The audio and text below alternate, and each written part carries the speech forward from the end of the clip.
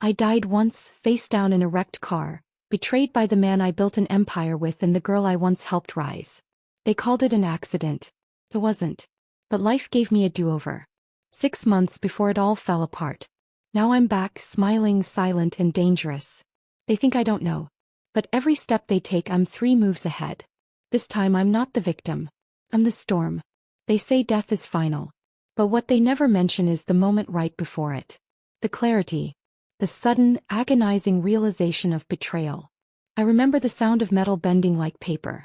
My own breath, slow and labored as the car flipped, scraped and finally collapsed into itself. The scent of engine oil and scorched leather.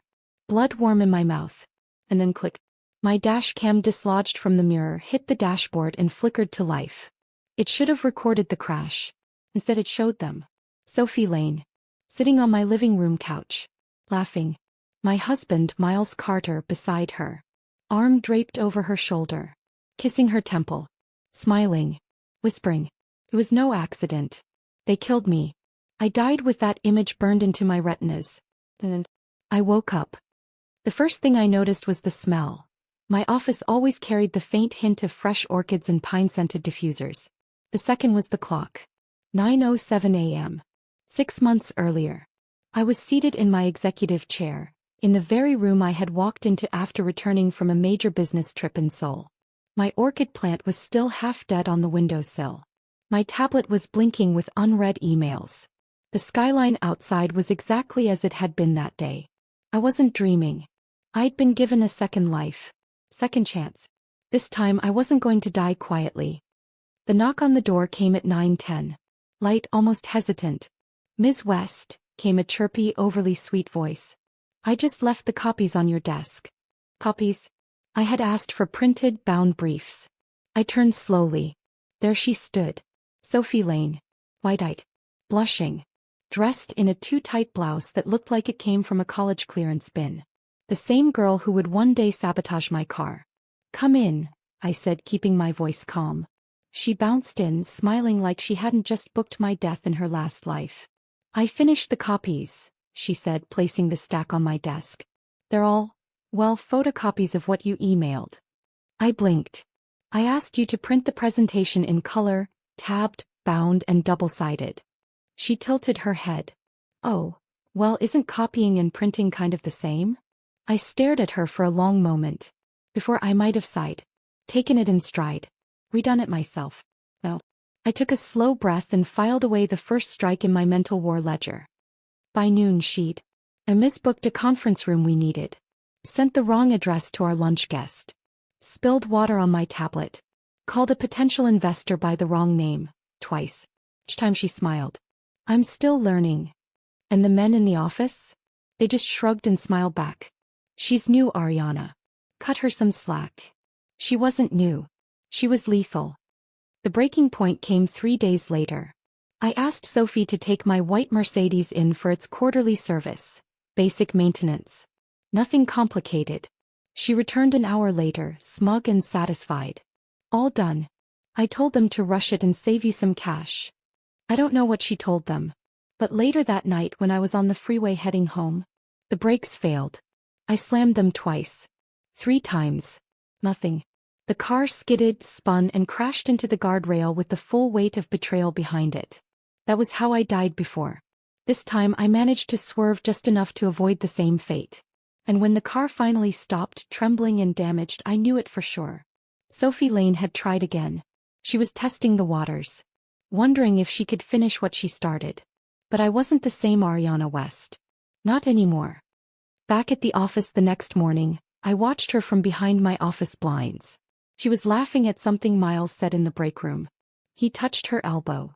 She didn't flinch. Her hand lingered on his forearm just a second too long. They were already connected. Already slipping into roles they thought were invisible. But I saw everything now. Every glance. Every lie. And I would let them think they were winning. I would let Sophie believe she had fooled me again. Because the next time she touched my car, I'd be ready. Sophie's footsteps were too light for someone so dangerous. She was humming when she entered the boardroom. A barely their tune, something cheerful and out of place, like she had just skipped through a meadow and not stumbled her way through a pile of professional disasters. I didn't look up right away. Let her get comfortable. She sat at the conference table like she belonged there, flipping through a manila folder, legs crossed just enough to draw glances from the junior analysts beside her. She smiled at one of them. He flushed. I waited until the last person filed in, Marcus, our finance lead, and closed the door behind him. Then I stood. Sophie, I said clearly, loudly enough for the entire room to hear, you're fired. The room went still. Even the air seemed to hold its breath. Sophie blinked, lips parting just slightly, the corner of her mouth twitching like she thought she'd misheard. What? She asked, voice pitched high in feigned innocence. You're done here, I said evenly. Pack your things. Now. She stood too quickly. Ms. West. I don't understand. I don't expect you to, I replied. You've consistently failed to follow basic instructions, jeopardized our largest client, and last week, nearly caused my death by sending my car to the wrong mechanic. Whispers rippled across the room. Eyes darted from me to her. Her lower lip quivered and like clockwork tears began to form in the corners of her eyes. I didn't know, I swear, she murmured. I only wanted to help. It was all a misunderstanding. It was your last one, I said flatly. And then came the voice I expected, smooth and sharp. Ariana, can we talk outside? I turned. Miles. My husband, co-founder of West and Carter Consulting, and the man who would have killed me for control of the company, had fate not decided I'd earned a second round. He looked like the image of reason and authority. Expensive suit, tie loosened just enough to seem approachable. But his jaw was tight. His fingers clenched around a ceramic coffee mug like he was imagining breaking it against the table. No, Miles, I said, voice calm level. If you have something to say it here. His eyes narrowed. He glanced at Sophie, who now looked like a child scolded in public, small, tearful, and oh so victim. You can't fire her without going through HR, he said. She's under my direct contract. There was the first real move. I smiled.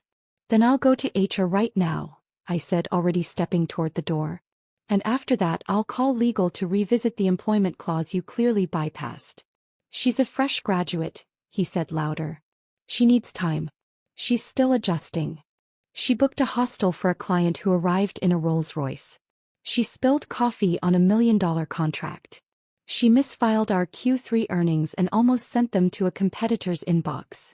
It wasn't, Sophie sniffled, reaching out toward Miles. I was trying to help. Quiet, I snapped at her. You've done more than enough damage. Enough, Miles said firmly, stepping between us. Ariana, I'm telling you now. Stop this. I looked at him. And I saw it, the same look he gave her in the dashcam footage. The protective gaze. The subtle lean toward her. He wasn't defending her out of professionalism. He was doing it because he was afraid I'd expose them too soon. And I was done pretending. So I did the thing I'd dreamt of doing since the moment I saw the footage in that dying car. I raised my hand and slapped him across the face. The sound cracked like thunder. Gasps filled the room. Someone dropped a pen. Sophie shrieked. Miles recoiled, hand flying to his cheek, eyes wide with disbelief. How dare you, he hissed. No, I said coldly. How dare you? You bring this parasite into our company, shield her from every consequence, and now act like I'm the irrational one. His mouth opened but no words came out. I straightened my blazer, turned on my heel, and walked out of the room without another word. Behind me the office was silent. Perfect. Let them talk. Let them wonder. Let them know the ice had finally broken. That night I didn't go home. I didn't want to see the place we'd once built together. The kitchen where he used to kiss my forehead. The wine rack we filled while dreaming of retirement in Italy. It was all a lie. Instead, I checked into a hotel under my maiden name and made 2 calls. The first was to Anderson Price, the private investigator I had hired in my last life when I suspected one of our competitors was stealing client data. Discreet. Brilliant. Ruthless. Anderson, I said. I want surveillance. On 2 people. He didn't ask who. He just said, send me their names and habits. I'll handle the rest. The second call was to myself, metaphorically speaking. I opened my journal. The one I had kept locked in a drawer since college. I hadn't written in years. But tonight I scribbled one line across the page in bold black ink. If they think I'll die the same way twice, they're not ready for this version of me. At the office the next day I arrived early. Too early. I watched as Miles strolled in 8:45 a.m. sharp, and made his way straight to Sophie's desk. She stood up quickly. Too quickly. They talked in hushed tones. He reached forward to tuck a strand of hair behind her ear. She blushed. And just before the office lights fully turned on, I saw him take her hand and kiss it. Disgust twisted in my stomach. But not because he was cheating. Because he was stupid enough to believe I hadn't noticed. That I hadn't seen their patterns. Their glances. Their secret lunches. They thought I was the same Ariana. Trusting, ambitious, loyal to a fault. They were wrong. By noon, Sophie was back at her desk, filing papers and pretending she wasn't crying. HR hadn't approved her firing yet. Miles had stepped in and stalled the process. That was fine. Let her stay. Let them both stay. Because it's easier to bury your enemies when they're standing right in front of you. The first camera I installed was inside the frame of a modern art piece Miles gifted me years ago. Fitting really. It had always been hollow on the inside. By the time Friday rolled around, I had 5 surveillance devices planted in strategic places across the executive floor. 3 in shared spaces, 1 in my office and 1 in his. Miles had changed the passcode to his office weeks ago, thinking I wouldn't notice. Too bad I knew the override code. I wrote the building's system protocols myself. Let him think I was losing power. Let him think I was too emotional to act. In reality I was watching everything. And then, on a rainy Tuesday afternoon I saw it. It was 3:12 p.m. Sophie had just left a client call she nearly butchered, and instead of returning to her desk she slipped into Miles' office. She closed the door. Locked it. I watched from my phone screen, barely breathing. She leaned against his desk looking worried. Then she blurted it out. "I'm pregnant." Miles froze. The kind of stillness that only comes when someone's been planning for everything but this. "You're sure?" he asked. She nodded, eyes brimming with forced innocence. "I took 2 tests. I wasn't going to tell you yet, but I'm scared." Silence. Then slowly he crossed the room and cupped her face in both hands. "Listen to me," he said. "We'll figure this out. But we need to be careful. Ariana's starting to get suspicious." She whimpered. "I don't want to be a homewrecker." "She's already halfway out the door," he cut her off. "Once we handle the board vote on the expansion, I'll talk to her about the divorce. Just, not yet. We can't risk her taking half the company." Sophie smiled through tears and threw her arms around his neck. He kissed her. Long, intimate. And I watched every second. That night I made chamomile tea, applied a cooling sheet mask and watched the footage again. Not because it hurt. Because I needed to feel it. I needed it to fuel me. This wasn't just betrayal. This was insult. He used my money, my name, and my business to build his little empire, and now he wanted to discard me like a used foundation stick. Not this time. The next morning I walked into his office with a smile. "Miles," I said, voice light, "I've been thinking. Maybe I overreacted about Sophie." He blinked, startled. "Really?" I nodded, sitting on the edge of his desk like I used to in the early days. "She's young. Makes mistakes. Maybe I was a little too harsh." He relaxed instantly. That was his weakness, he never saw past the surface. Always underestimated people who chose kindness. "Glad to hear that," he said. "I'll tell HR to delay the decision for now." "Sure," I replied, standing again. "Let her prove her worth." He didn't see the knife I was polishing behind my eyes. That afternoon Victor Hahn cornered me in the hallway outside Conference 7B. "Got a minute?" he asked. Victor was one of our oldest senior managers. Loyal, dependable, sharp. The kind of man who spoke rarely but with purpose. "I just wanted to give you a heads up," he said quietly. "Sophie handled the call with Lang Enterprises this morning. I already knew this. She flirted with the client," he said. Blatantly. Called him handsome, asked if he was into assertive women. It was uncomfortable. I clenched my teeth. "Lang is conservative." "Very," Victor said. He was polite but cold. Said he'd call back. He hasn't. That was the second client Sophie had personally offended in less than 2 weeks. And Miles still called me cruel for trying to fire her? He had no idea. That evening I called Mr. Lang myself. "Miss West," he said. A pleasure. I was concerned by your assistant. I apologize, I said. It was unprofessional. If you give me a chance to make it right, I'll fly to Shanghai tomorrow. I'll handle your concerns personally. There was a pause. Then a sigh. I appreciate your willingness to fix things. We value our relationship with your firm. I smiled. I'll take care of everything. And I did. 2 days later, Mr. Lang signed the renewal contract over lunch at a rooftop restaurant. He handed it to me with a tight nod. But I'm only staying because of you. I understand, I said. I won't let it happen again. He tapped the contract once. One condition. I looked up. Fire her. The assistant. Or we walk next year. I held his gaze. Done. Back in my office, I opened the file labeled Project Cleanse. Inside were folders titled Sophie, Surveillance. Miles, Timeline. Prenup Clause 8, Divorce Options. A Shareholder Influence Strategy.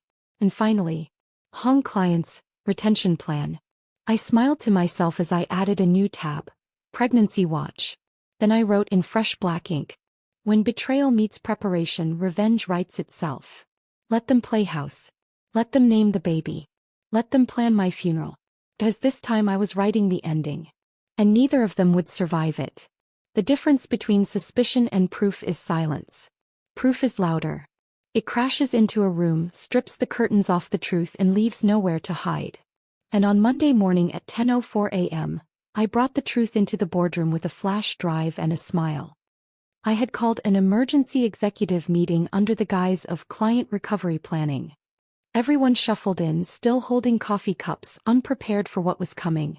Miles arrived last, looking tired but smug. The kind of smug you wear when you think you've dodged a bullet. Sophie walked in behind him, pretending to review a notepad. She wouldn't meet my eyes. I took my seat at the head of the long table, leaned forward, and plugged the flash drive into the monitor on the wall. Without preamble, the screen lit up. Audio began to play. You're very handsome, Mr. Lang. Sophie's voice cooed, saccharine and too sweet. I've always liked men who take charge. Maybe next time I visit Shanghai, you can give me a private tour. There was a faint cough. Then the sound of shifting chairs. Silence. And finally Mr. Lang's clipped voice. This is a business call, Mississippi Lane. The screen went black. I didn't say anything. I didn't need to. All eyes turned to Sophie. Her face drained of color. That wasn't. I didn't mean it like that. Didn't mean what? I asked, still calm. Didn't mean to hit on a married client during a contract negotiation? Or didn't mean to cost us an international partner? She was just being friendly, Miles cut in, his voice harder than usual. Lang's always been uptight. Friendly? I echoed. That's your defense? Miles, she turned a client call into a cheap dating app pitch. Victor, sitting beside me, cleared his throat. I can confirm, he said. Lang reached out directly afterward and was not pleased. Said he nearly withdrew the contract. That's ridiculous, Sophie gasped. It was just a compliment. No, Sophie, I said, meeting her eyes. It was another mistake in a long, deliberate pattern of incompetence. And this one nearly burned down an entire account. I didn't know he was married. I tilted my head. Is that the part you're sorry about, or the part where you got caught? He turned to Miles. Miles, please. You know I didn't mean anything bad. And he softened. Of course he did. Always the knight to her damsel. Enough, he said. It's over now. Let's just clean it up and move on. That was the moment I knew. It wasn't just love or lust or manipulation. It was delusion. He truly believed she was worth losing everything for. I smiled to myself. Even better. After the meeting, I returned to my office and checked the hidden camera footage from earlier that morning. Sophie had entered Miles' office at 8:13 a.m. She cried for exactly 2 minutes. He consoled her, kissed her forehead, and muttered something I couldn't quite hear. But then, clear as day. Don't worry. She'll calm down. I'll fix this. Just be patient. She wrapped her arms around his neck and whispered back. Promise me, you'll really divorce her this time. Miles hesitated, then nodded. That's when the plan began to form. He wouldn't try to negotiate. He wouldn't risk splitting the company. He'd do what he'd already done once before. He'd try to kill me. The first time I never saw it coming. This time I was building the trap myself. That evening Miles came home later than usual. He brought wine. I pretended to sip mine. He finished his. "I've been thinking," he said cautiously, "about everything that's happened lately." I replied, feigning tiredness. "Sophie made mistakes. I admit that. But maybe we've been too hard on her." "We?" I asked, tilting my head. He chuckled, trying to defuse the tension. "I meant you. You've been stressed. Rightfully so. But maybe we shouldn't make decisions emotionally." I leaned back, folded my arms, and asked lightly, "And what decision is that?" "She's young. Replaceable, sure. But firing her could send the wrong message to the rest of the staff." There was a diplomatic mask hiding panic. He knew her job was slipping. He was trying to stall. "I'll consider it," I said, smiling. He relaxed, unaware that I had just added him to the list of people I would bury before the year was over. The next morning I sent both of our Mercedes in for maintenance. One white, one silver. He didn't even ask why. I told the technician privately to install a GPS tracker in mine, and to record every detail of the service report. Then I did one more thing. I swapped the license plate numbers, just slightly. Same characters, one digit reversed. So when Miles picked up his car next week thinking it was his, he would be driving the trap he rigged for me. I wasn't sure how far he'd go this time, whether he'd mess with the brakes again or try something subtler. But I knew one thing. He was desperate. And desperate men make fatal mistakes. By Thursday, Sophie had stopped making eye contact with anyone in the office. Her smile faltered. Her nerves frayed. The board was whispering. Clients were asking questions. And I was playing the long game. One press of a pedal at the wrong time. And this time I wouldn't be the one in the wreckage. Miles was humming that morning. Pouring coffee, flipping through the newspaper, pretending he wasn't planning my death for the second time. I sat at the breakfast table in a silk blouse and red lipstick, more alert than I'd ever been. Watching him move like a man who thought he'd already won. "You've been driving a lot lately," he said casually, sipping his drink. "I should probably take your car in for service." There was the same line he'd used in my previous life. The same tone. So casual, like he cared. "Oh right," I said, smiling. "And your car's due too, isn't it? Why don't you take them both in?" He blinked just briefly, then nodded. "Good idea." He had no idea I'd already prepared the stage. The cars looked identical, white Mercedes-Benzes with nearly matching plates. But inside, one was quietly humming with sabotage, the other untouched. And he had just chosen his own grave. I watched from the window as he drove off. Our housekeeper passed behind me, humming softly as she watered the orchids. I folded my arms. Miles was in the car meant for me. The one he'd sabotaged. The one I let him take. And now all I had to do was wait. The call came just after 2 p.m. "Mrs. West," the voice on the line said, urgent and clipped. "Your husband's been in a serious accident. He's in critical condition. We need you to come immediately." I gasped, perfectly timed. "Oh my God, what? How, what happened?" "Single vehicle crash. Off the expressway. Witnesses said the car veered uncontrollably before it flipped. He's unconscious and barely responsive." I grabbed my purse and coat, eyes shimmering with unshed tears. "I'm on my way," I whispered. I hung up, then exhaled. Not with grief. With relief. At the hospital I arrived in heels and perfume, with eyes that looked red from crying, but weren't. Doctors rushed to meet me, explaining his vitals, the swelling in his brain, the uncertainty of recovery. Words like coma and vegetative state floated in the air. I nodded, murmured, "Thank you," and asked to see him. He looked like a wax figure. Bruised, broken, tubes everywhere. The same man who'd tried to end me. Now limp and powerless. Perfect. Outside the ICU I found Sophie pacing like a deranged cat. She looked up when she saw me, wild-eyed, unkempt, mascara bleeding into her skin. "You," she hissed. "What did you do?" My brow arched. "Excuse me.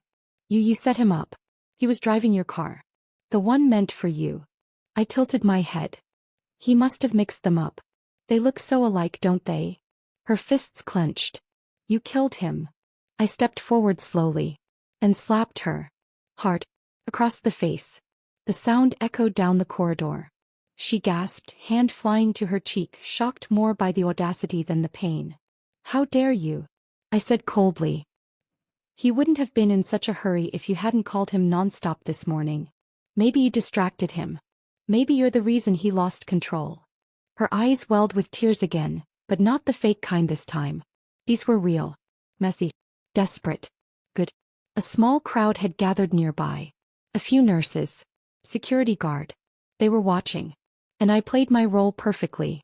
My husband is lying in there because of you, I said loudly enough for everyone to hear. And you have the audacity to accuse me? Behind me a heavy cough sounded. I turned. Miles' mother, Eleanor, stood at the end of the corridor, pale and trembling. She had arrived just in time to hear everything. She looked between Sophie and me.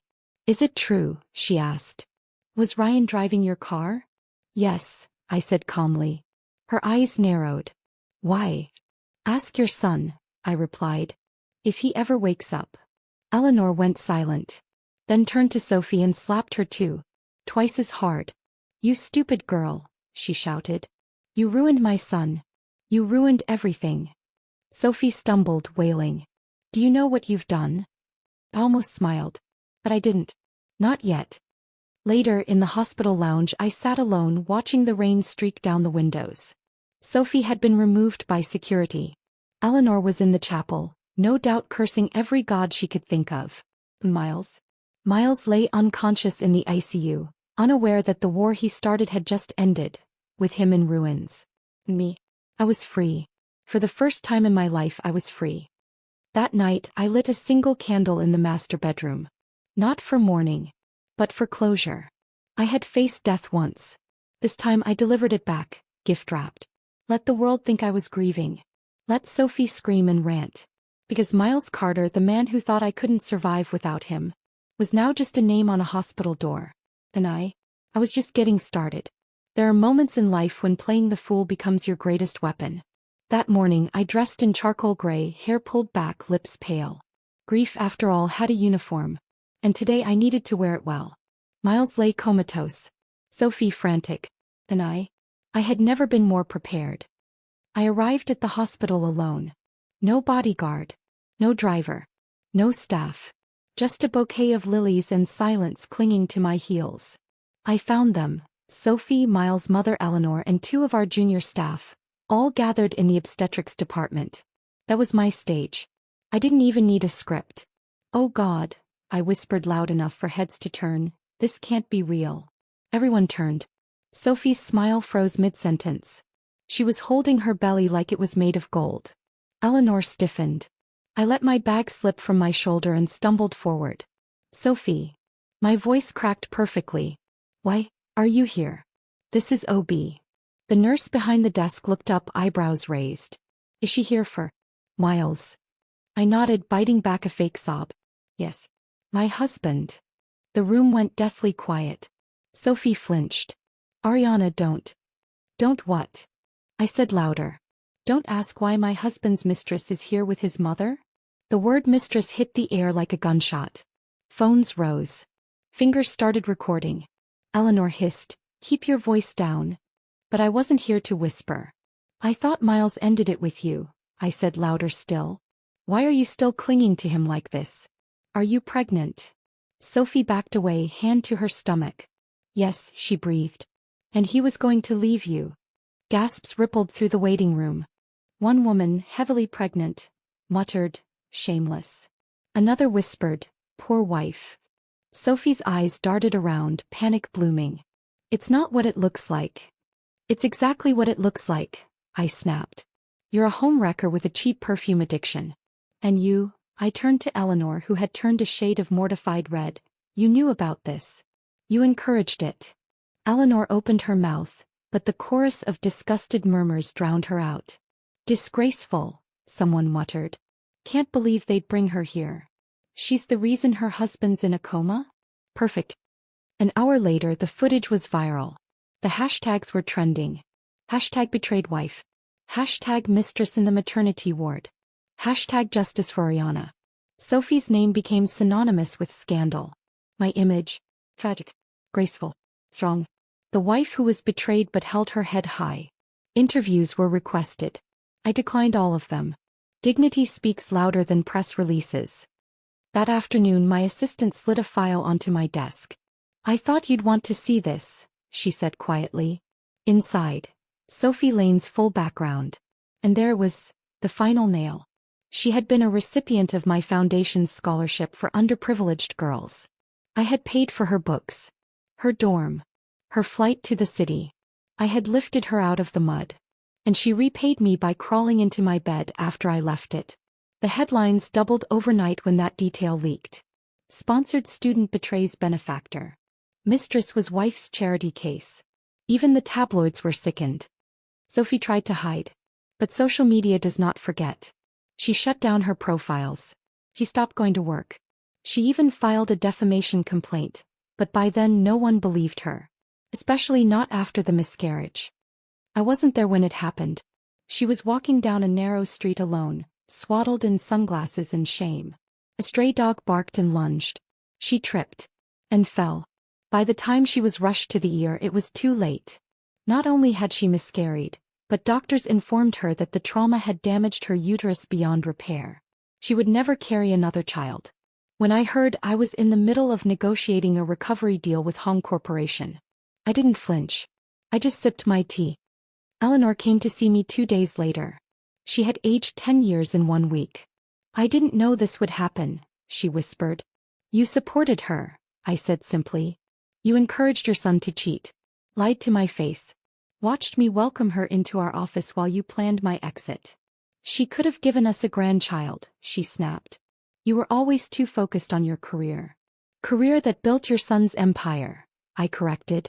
She had no retort. Just silence. I stood. "I owe you nothing," I said. "And if you try to drag me down with her, I'll take you down first." She left without another word. That night I stared out over the skyline from my penthouse window. Everything was quiet. My enemy was bleeding. Her womb was empty.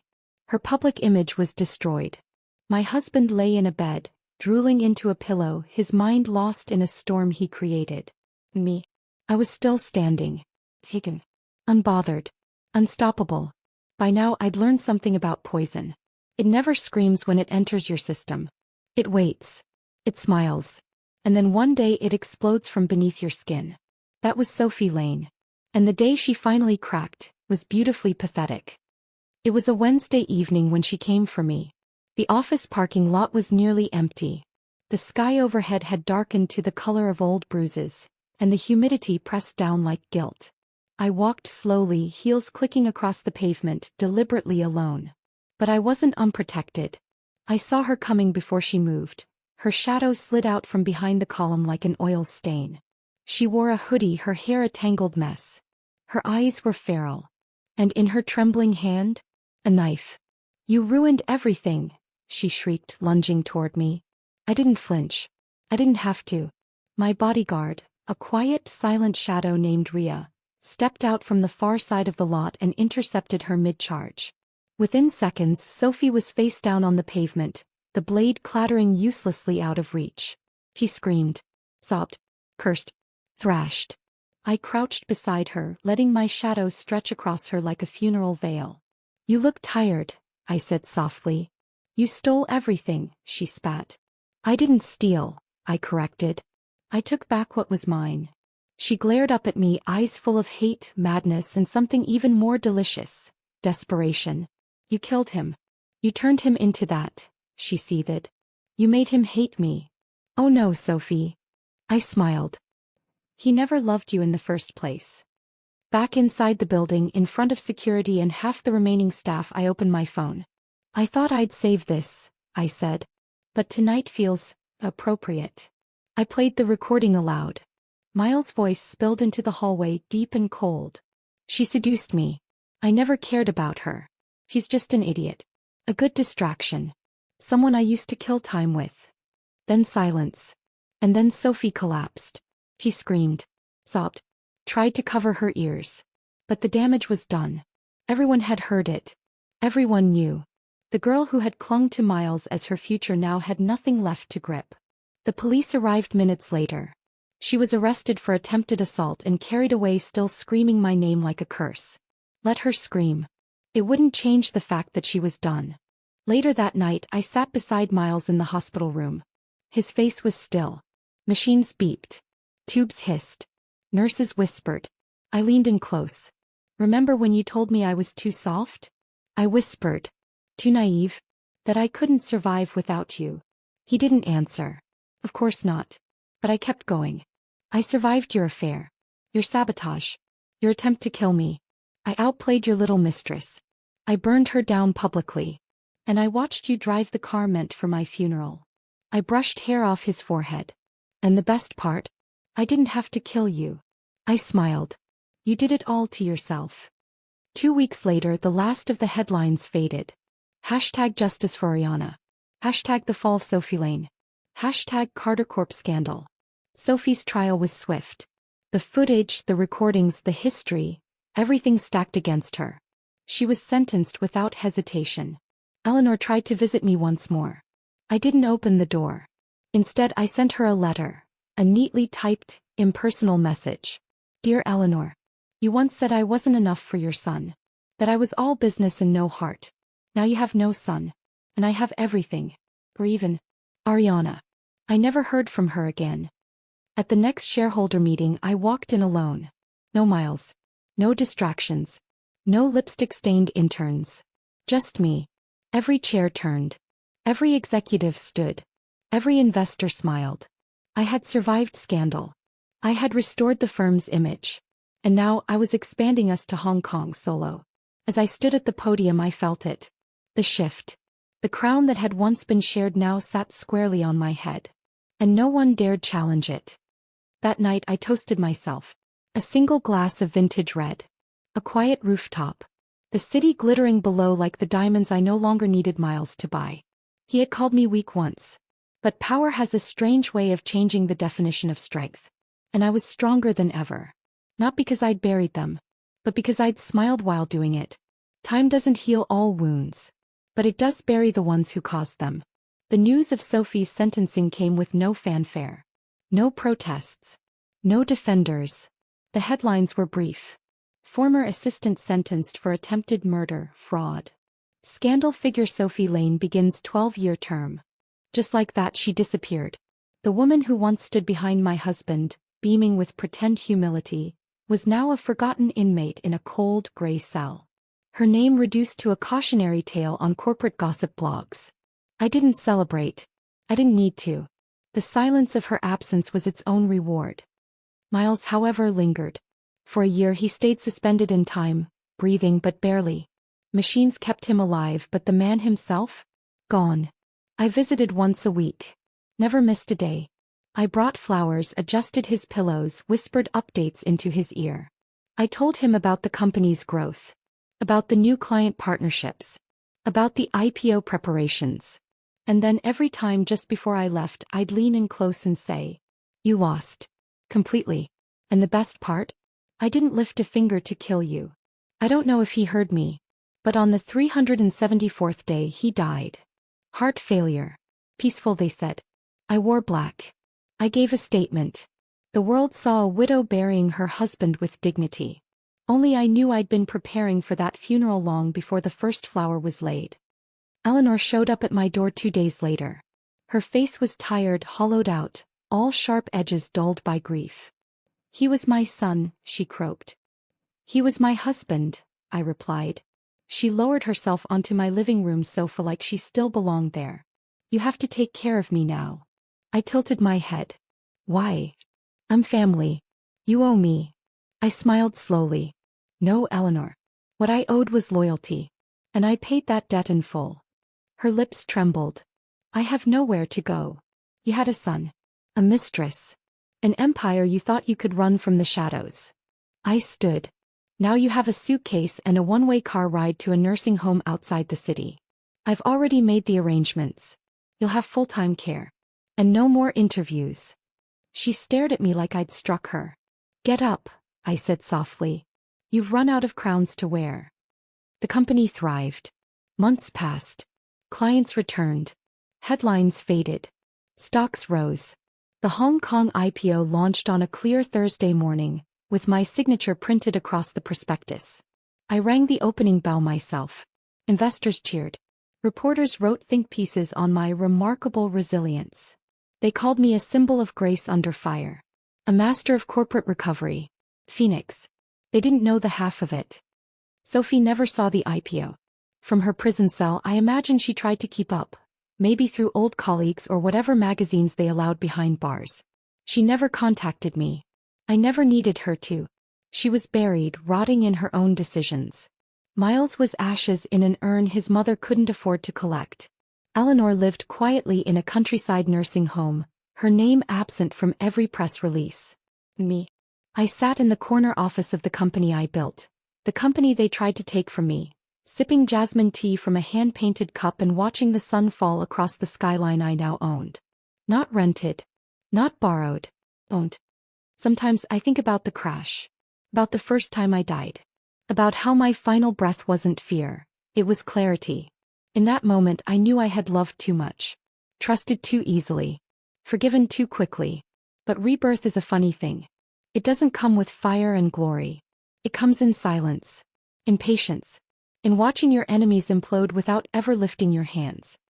I stood before the tall glass wall of my office one final time that week, arms folded, hair tucked behind one ear. The city below buzzed, oblivious to everything I'd lived through, everything I'd lost, and everything I'd regained. And I whispered to the skyline, "What's mine is mine, and no one takes from me twice." The end.